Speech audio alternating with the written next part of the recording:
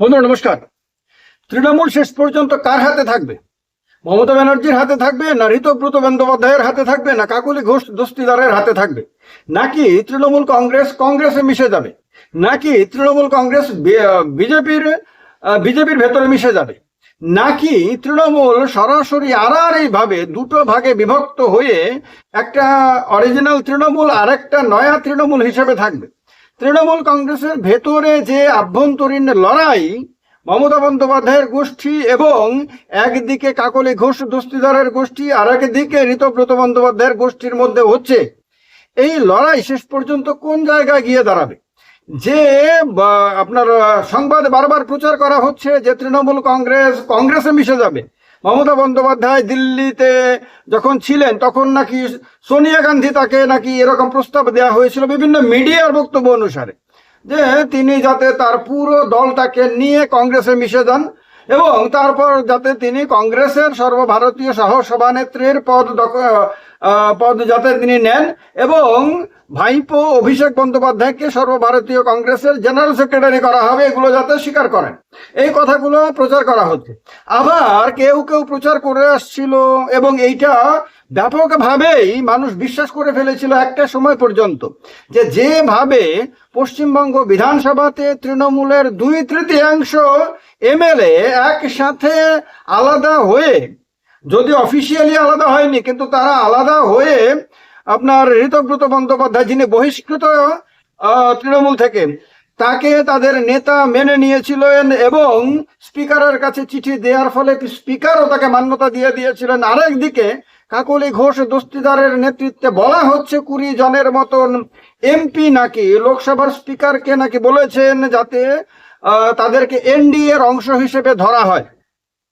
এবার আইন কানুন ঘাটাঘাটি করে এবং তৃণমূল কংগ্রেসের দলীয় সংবিধান মোটামুটি স্টাডি করে যা বোঝা গেছে তা এইরকম, যে তৃণমূল কংগ্রেস এমন একটা জায়গায় এসে দাঁড়িয়েছে এবং মমতা বন্দ্যোপাধ্যায় মাঝখানে এমন এক চাল দিয়েছেন যে এই স্বপ্নটা না ঋতব্রত বন্দ্যোপাধ্যায়ের সম্পন্ন হচ্ছে, মানে দলটাকে নিজের দখলে নেয়ার, না এটা কাকলি ঘোষ দস্তিদারের পক্ষে সম্ভব হচ্ছে। এমনকি কংগ্রেসে মিশে যেতে চাইলেও মমতা বন্দ্যোপাধ্যায়ের পক্ষেও তা সম্ভব হচ্ছে না। আপনাদের কাছে অবাক লাগতে পারে, আপনাদের মনে হতে পারে মমতা বন্দ্যোপাধ্যায় তো তৃণমূল কংগ্রেসের জন্ম দিয়েছেন, তৃণমূল কংগ্রেসের এখনো তিনি সুপ্রিমো চেয়ারপারসন, সেই অবস্থাতে মমতা বন্দ্যোপাধ্যায় চাইলেই কেন তৃণমূলকে কংগ্রেসের মধ্যে মিশিয়ে দিতে পারবেন না? আবার অন্যদিকে বিধানসভায় যেখানে বিদ্রোহীদের কাছে 2/3 এমএলএ রয়েছে, আবার লোকসভাতে বিদ্রোহীদের কাছে 2/3 এমপি রয়েছে বলে দাবি করা হচ্ছে, সেখানে বিদ্রোহীরা একত্রিত হয়ে কেন তৃণমূলের দখল তারা নিতে পারবেন না? এগুলো স্বাভাবিক প্রশ্ন এবং এই প্রশ্নের উত্তর খোঁজাটা খুব স্বাভাবিক। একেবারে নিরপেক্ষভাবে আপনারা দেখুন বিষয়টা কিরকম, কোন জায়গায় আটকে রয়েছে মূল প্রবলেমটা, এবং কেন তৃণমূল কংগ্রেসের পূর্ণ দখল এখনো মমতা বন্দ্যোপাধ্যায়ের হাতেই রয়েছে এবং মমতা বন্দ্যোপাধ্যায়ের হাত থেকে তৃণমূলের প্রতীকটা কেড়ে নেয়া, মানে এই যে ঘাস ফুল জোড়া ফুলের যে চিহ্নটা, এইটা কেড়ে নেয়া না আপনার বিদ্রোহী এমপিদের পক্ষে সম্ভব হচ্ছে, না বিদ্রোহী এমএলএদের পক্ষে সম্ভব হচ্ছে। কারণ হলো কি?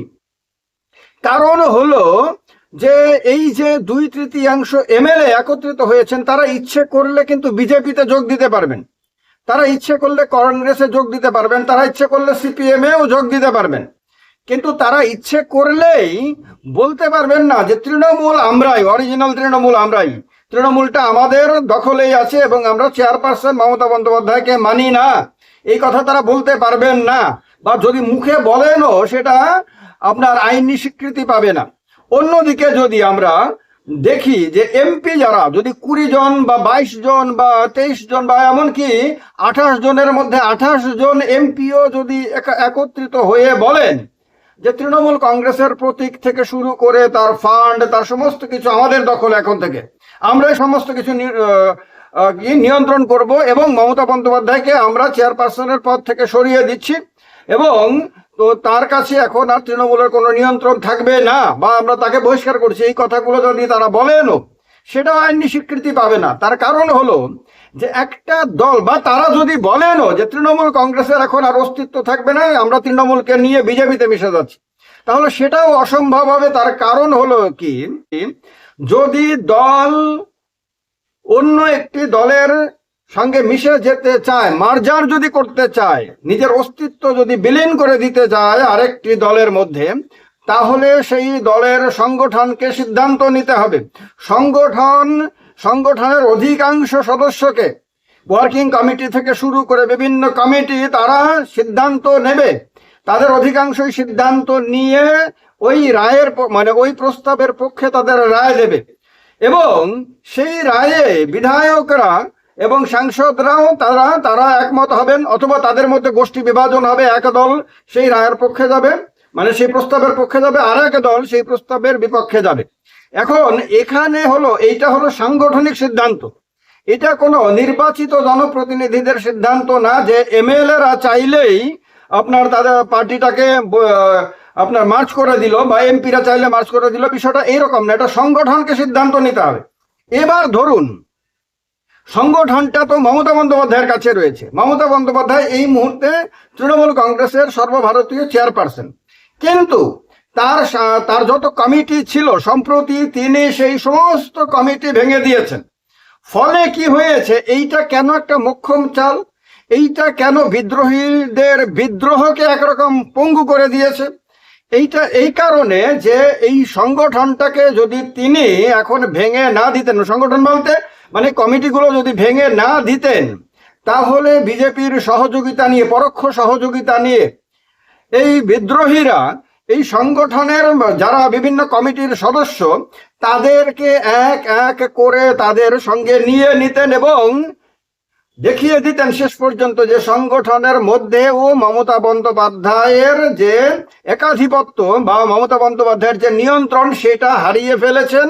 এবং সংগঠনের মধ্যেও মানে বেশিরভাগ বা 2/3 বা 3/4 একটা বিরাট অংশ মমতা বন্দ্যোপাধ্যায়ের বিরুদ্ধে চলে গেছেন এবং বিদ্রোহীদের পক্ষে চলে গেছেন।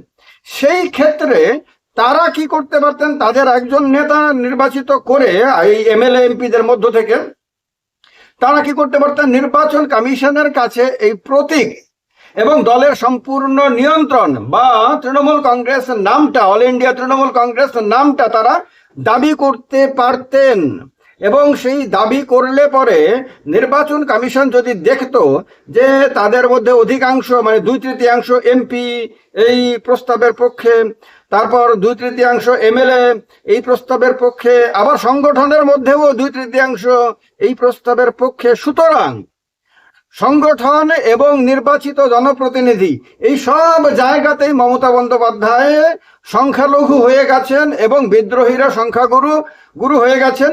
সুতরাং বিদ্রোহীরাই আসল পার্টি, বিদ্রোহীরাই মূল তৃণমূল, আর বাদ বাকি যারা আছেন তারা এর থেকে বিচ্ছিন্ন। এখন তখন নির্বাচন কমিশন ইচ্ছে করলেই এই বিদ্রোহীদেরকে আপনার দলের নাম, দলের প্রতীক, দলের সমস্ত যা ব্যবস্থা রয়েছে সমস্ত কিছু তাদেরকে দিয়ে দিতে পারতেন, যেমনটা হয়েছে মহারাষ্ট্রের শিবসেনার ক্ষেত্রে। শিবসেনায় আপনাদের মনে আছে যে এমপিদের মধ্যে, বিধায়কদের মধ্যে এবং সংগঠনের মধ্যেই সব জায়গাতে একনাথ শিন্দে আপনার উদ্ধব ঠাকরের নিয়ন্ত্রণকে ধূলিসাৎ করে দিয়ে সম্পূর্ণ নিয়ন্ত্রণ নিজের হাতে নিয়ে নিতে পেরেছিলেন। তার কারণেই তার দাবি নির্বাচন কমিশন প্রথমে মেনে নেয়, এরপরে সুপ্রিম কোর্টে দীর্ঘ মামলার পরেও তার পক্ষেই রায় যায়। কিন্তু মমতা বন্দ্যোপাধ্যায়ের মানে তৃণমূলের ক্ষেত্রে এই সুবিধাটা তারা পাচ্ছেন না। তারা প্রথমে একটা ভুল করে ফেলেছেন। তারা যদি এরকমটা করতেন, মানে অনেক সময় কি হয় যে লাভের লোভে তাড়াহুড়ো করতে গিয়ে মানুষ অনেক বড় বড় জিনিস হারিয়ে ফেলে। তারা যেহেতু চেয়েছিলেন যে তৃণমূলের সম্পূর্ণ নিয়ন্ত্রণ তাদের হাতে নিয়ে নেবেন, তাহলে তারা কি করতে পারতেন, তারা আপনার মানে বিধায়ক, এমপি এবং দলের সংগঠন সব কিছুকে ধীরে ধীরে যোগাযোগ করে করে একটা ব্যবস্থা পূর্ণরূপে করে তারপর তারা একসাথে বেরিয়ে গিয়ে দাবি জানাতে পারতেন। কিন্তু সেইটা না করে খুব দ্রুততার সঙ্গে তারা কি করলেন, তারা কমপ্লেন করে দিলেন স্পিকারের কাছে যে দলের তরফে যে নাম পাঠানো হয়েছিল আপনার লিডার অফ দ্য অপোজিশনের জন্য, এটা নিয়ে কমপ্লেন করে দিলেন এবং পুরো বিষয়টা সামনে চলে এলো এবং মমতা বন্দ্যোপাধ্যায় সতর্ক হয়ে গেলেন তিনি বুঝতে পারলেন যে তার দলের ভেতরে একটা বড় ধরনের ষড়যন্ত্র হয়ে গেছে তার বিরুদ্ধে, এবং এমন একটা কিছু হয়ে চলছে যাকে এক্ষুনি যদি যার মধ্যে রাশ না টানা হয়, তাহলে সম্পূর্ণ পার্টিটা তার নিজের সন্তান, তার নিজের হাতে তৈরি করা, তার ঘাম রক্ত, তার পরিশ্রম, তার আবেগ, তার ভালোবাসা, তার সমস্ত কিছু, তার বীরত্ব, তার সাহসিকতা, তার সমস্ত কিছু দিয়ে তৈরি করা একটা পার্টি তার চোখের সামনে তার হাত থেকে চলে যাবে। এবং সেই লোকগুলো এই দলের নিয়ন্ত্রণ নিয়ে নেবেন, যে লোকগুলোর যিনি নেতা হয়েছেন ঋতব্রত বন্দ্যোপাধ্যায়। তিনি না তৃণমূল কংগ্রেসের জন্মের সময় ছিলেন, না তৃণমূল কংগ্রেসের লড়াইয়ের সময় ছিলেন। তিনি ছিলেন যখন তৃণমূল কংগ্রেস সিপিএম এর বিরুদ্ধে লড়াই করত, তখন তিনি সিপিএম এর দুধে ভাতে থাকা একজন আপনার নেতা ছিলেন। তো সেই তিনি তৃণমূলের আশ্রয়ে এসে আশ্রিত হয়ে তৃণমূল থেকে দুধ, গুড়, চিনি, মাখন, ঘি সমস্ত কিছু খেয়ে একেবারে মোক্ষম সময়ে চোখ উল্টিয়ে তৃণমূলকেই তিনি শেষ করে দিতে চেয়েছেন। তো এই তাদের হাতে নিয়ন্ত্রণ চলে যাবে। তারপর কাকলি ঘোষ দস্তিদার, যিনি বারবার হারার পরেও মমতা বন্দ্যোপাধ্যায় তাকে ভালোবেসে আবার এমপি করে মানে ইলেকশনে দাঁড় করিয়েছেন এবং জিতিয়ে তাকে এমপি বানিয়েছেন, সেই কাকলি ঘোষ দস্তিদার, যদিও তিনি ঋতব্রত বন্দ্যোপাধ্যায়ের মতন শুধু সুসময়ের বন্ধু না, তিনি মহা দুঃসময়ের সময়ও তৃণমূল কংগ্রেসে ছিলেন এবং তৃণমূলের দুর্দিনের সাথী, এই ব্যাপারে কোনো সন্দেহ নাই। কিন্তু তার হাতে পার্টি নিয়ন্ত্রণ চলে যেত। তিনি পার্টির কমিটিগুলো ভেঙে দেওয়ার ফলে এখন তো পার্টির সংগঠন বলতে শুধু মমতা বন্দ্যোপাধ্যায় আর নিচের কর্মীরা রয়েছে, নিচের কর্মী, সমর্থক, সদস্য এরা রয়েছেন। ফলে মাঝখানে যে কমিটিগুলো, সেই কমিটিগুলো এখন হাওয়া হয়ে গেছে। তাহলে কাকলি ঘোষ দস্তিদারের টিম বা ঋতব্রত ব্যানার্জির টিম কিভাবে সংগঠনের নিয়ন্ত্রণ নেবেন? সংগঠনের নিয়ন্ত্রণ নেওয়া তাদের পক্ষে সম্ভব না। মমতা বন্দ্যোপাধ্যায় চেয়ারপারসন হিসেবে এরপরে যখন আবার কমিটিগুলো তৈরি করবেন, তখন তিনি সেইটা মাথায় রাখবেন যে কাকে কাকে কমিটিতে নিলে পরে তাদেরকে বিদ্রোহীরা তাদের পক্ষে নিয়ে নিতে পারবে না। ফলে আগামী দিনে তিনি সেইভাবে সাজাবেন। এবার আপনাদের মনের মধ্যে প্রশ্ন থাকবে যে মমতা বন্দ্যোপাধ্যায় চাইলে কেন কংগ্রেসের মধ্যে বিলয় করতে পারবেন না? পারবেন না এই কারণে যে এখন যদি মমতা বন্দ্যোপাধ্যায় নিজের মতন করে সংগঠনকে সাজান এবং সেই সংগঠনকে নিয়ে সিদ্ধান্ত গ্রহণ করেন যে তৃণমূলকে আমরা কংগ্রেসে মিশিয়ে দেওয়ার সিদ্ধান্ত নিচ্ছি, ফলে তৃণমূল বলতে যা আছে সবটাই আগামী দিনে কংগ্রেসে মিশে যাবে, এই সিদ্ধান্ত যদি তিনি নেন এবং যদি এই 2/3 সাংসদ, 2/3 বিধায়ক তারা যদি এই সিদ্ধান্তের সঙ্গে একমত না হন, তারা যদি মনে করেন যে তৃণমূলের কংগ্রেসে বিলীন হয়ে যাওয়া কোনোভাবেই মেনে নেওয়া হবে না, তারা যদি এই সিদ্ধান্তের বিরুদ্ধে তারা কমপ্লেন করেন, অভিযোগ যদি করেন নির্বাচন কমিশনের কাছে যে তারা এই সিদ্ধান্ত নিয়েছে, এইটা অবৈধ, আমরা এটাকে মানছি না, আমরা বিধানসভাতে, লোকসভাতে বা রাজ্যসভাতেও যদি এরকম চিত্র হয় সেখানে আমরা মানছি না, আমরা অরিজিনাল তৃণমূল হিসেবেই থাকবো, তারা যাওয়ার হয় তারা চলে যাক অন্য দলের মধ্যে। তাহলে নির্বাচন কমিশন তখন সমস্ত কিছু পরীক্ষা নিরীক্ষা করে কি করবে? নির্বাচন কমিশন তখন আপনার এই যারা বিদ্রোহীরা রয়ে গেছেন তাদেরকেই অরিজিনাল তৃণমূলের প্রতীক, নাম ইত্যাদি দিয়ে দেবেন, তার সম্ভাবনা বেশি। আমি যা বুঝেছি তা বলছি আপনাদেরকে।